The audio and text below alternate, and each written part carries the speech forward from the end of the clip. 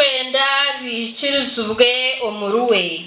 buri mwaka ekereziya nejaguze ekiro cyo kwijuka Adolf Kolping kandi izoba rya nyuma baziya b'ekigombe cya Kolping Society muri Archdiocese ya Mbarara bakijagura izo mparishi y'amabono muri Banda.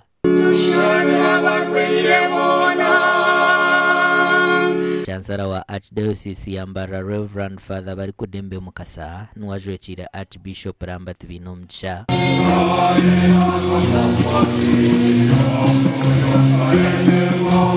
Ekigombe kya Kolping Society ngo mu kigombe eki ba members abarumu nangu nana aba omyoge ituru kukora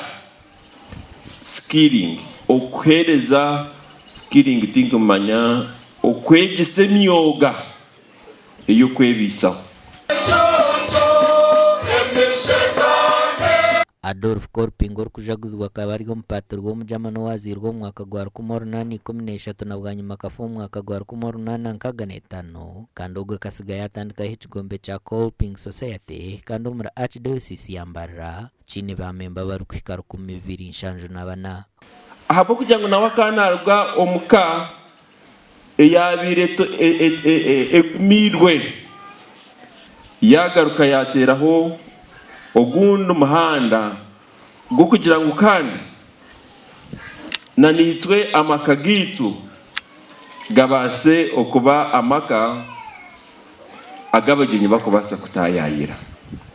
Abafumu bakahindura styles biriya byakare by'ensasi bakarangwa ya old fashion batandikaho modern styles. Abafumu bona nibeyeta bashabi kwakwija ijo wawe ugazire kushabira akurangira akumfumu naranga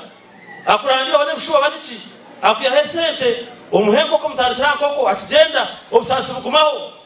obutero tubyayanga agaruka atisane gineyo mani tekuriye koko konka nedya ki nedya mbuzi olete mbuzi akore byakora otenrebura bibiri agenda muterera otunanankana murano yakwatwa agaruka atisane giyabe yamani ati yazarivo yaki. Omukujaguze kireki John Paul Ningsima Panado ry'omnyishenjero w'Ibanda South nuwabira ry'omujenyi mukuru oriye kachena kingi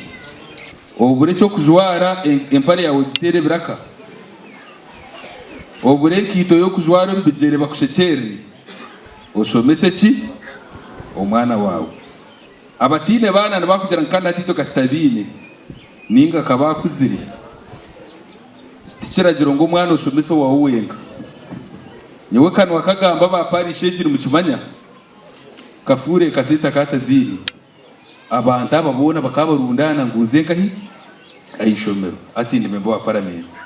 Omugani makuru abashweri no mu district ya Ntunga mu bashabirwa kwehara ubutabanko bw'omaka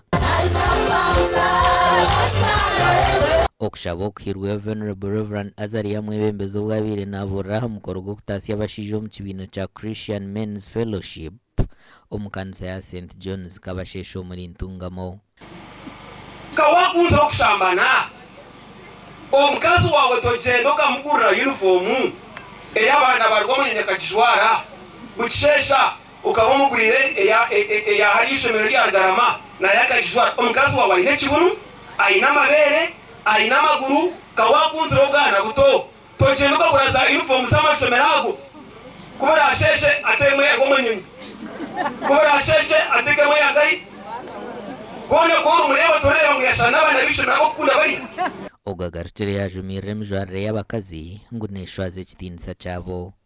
omukazi w'emyaka nkaaga nabajwe legging nawe bakwisa wati ngo barebe legging achezaho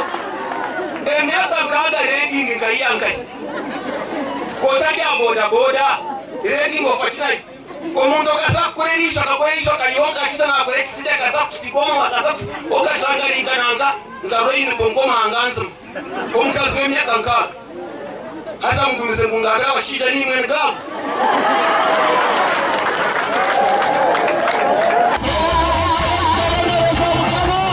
miliyoni 11 nizo zirundi no kwera okugura motoka yo kuyamba abashija aba okutambuza emirimo y'ekibiina cyabo tukareba abashija tugumire inyuma mu byo kweterana twasharamo ngo tweterane icyo nikigendererwa cyo kubanza okuguma ntugeraho courses na conferences z'abashija okwetungura